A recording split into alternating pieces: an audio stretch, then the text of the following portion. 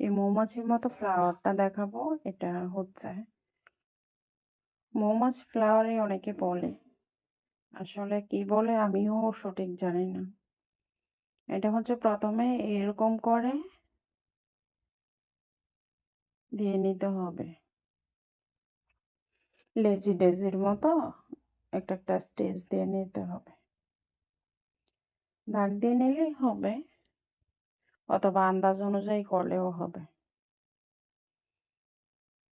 মাঝখানে নামিয়ে নিতে হবে, দুই পাশে যেই সুতাগুলো থাকবে ওই সুতাগুলোতে হচ্ছে কাজটা করতে হবে। খুব দ্রুত হয়। আমি বড় ফ্রেম নিয়েছি প্রথমে, কারণ স্ট্যান্ডে আটকাইতে হলে বড় ফ্রেমই লাগে। তবে ছোট ফ্রেম দিয়ে হচ্ছে এটা করতে হয়। ফ্লাওয়ারগুলো ছোট ফ্রেম দিয়ে করতে হয়, যেমন মোচড় গোলাপ আর এগুলো প্রায় সেম ধরনেরই কাজ। এগুলো একটু ছোট ফ্রেমে হলে, কারণ হাত কাছে থাকতে হয়। এরপরে এক পাশ থেকে বোতাম 4 স্টিচ দিতে হবে সুতাটার অর্ধেক থেকে। সুতা এখানে তো 2 পরা সুতা, এক পরতের মধ্যে অর্ধেকটার মধ্যে এভাবে করে দিতে হবে। পরে ফ্লাওয়ারটা দেখতে মৌমাছির মাঝখানে জায়গাটার মতো হয়, সেই জন্য হয়তো মৌমাছি ফ্লাওয়ার বলে। তারপরে নামিয়ে নিতে হবে। এরপরে নেক্সট আবার অন্যদিকে একইভাবে দিতে হবে বোতাম 4 স্টিচ, প্রত্যেকটাতেই একই রকম। আসলে একটা ফ্লাওয়ার দেখালেই হয়, তারপরেও আমি পুরোটা দেখিয়েছি। পুরোটা দেখালে যে কোন জায়গায় কি করতে নিলে একটু প্রবলেম হয় সেটা দেখবে। তবে কেউ যদি মনে করেন যে ফ্লাওয়ারটা উপরে উঠে যাচ্ছে, উপরে উঠলেই ভালো লাগে, করতে সমস্যা হয়। কিন্তু যদি মনে করেন যে আমি কাপড়ের সাথে দিব, কাপড়ের সাথেও দিতে পারবেন। কাপড়ের সাথে দিলে একদম লেগে থাকবে, একটু উঠা উঠা লাগবে না। অনেক সময় দেখা যায় যে উঠা উঠা যখন বাঁকা বাঁকা লাগে তখনই কিন্তু ফ্লাওয়ার গুলো সুন্দর লাগে।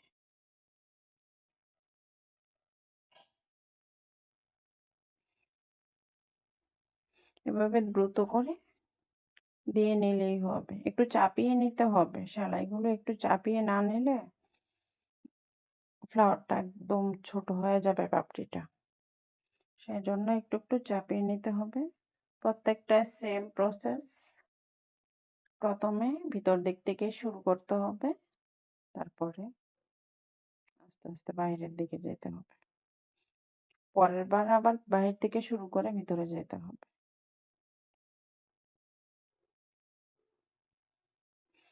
আমি প্রথমে স্টেনে রেখে করেছি, কিন্তু পরে কিন্তু আমি বসে হাঁটুর উপরে রেখে তারপরে করেছি। ছোট ফ্রেম নিয়ে নিয়েছি। ছোট ফ্রেমে এই কাজগুলো করতে হয়, বড় ফ্রেমে এই কাজগুলো করে আরাম পাওয়া যায় না। কারণ উপরে যে মোচড় ফ্লাওয়ারও সেম সমস্যা, আপনি বড় ফ্রেমে করে আরাম পাবেন না। আমার কাছে ছোট ফ্রেম দিয়ে কাজ করতেই অনেক ভালো লাগে, কারণ হাতের মুঠোয় থাকে, সুন্দর করে ফ্রেমটাকে ধরা যায়। আপনার হাতটা যত কাছে থাকবে ততই দেখা যাবে যে কাজটা মজবুত হয়, সুন্দর হয়।